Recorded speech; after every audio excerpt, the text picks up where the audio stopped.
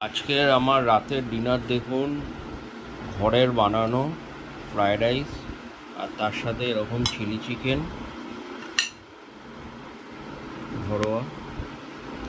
এই হচ্ছে chilli chicken, দেখুন চিকেনের পিসগুলো, তার সাথে ফ্রায়েড রাইস।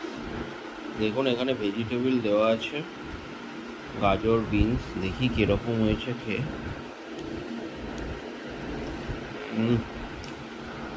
দারুণ হয়েছে। রাইসটা দারুণ হয়েছে।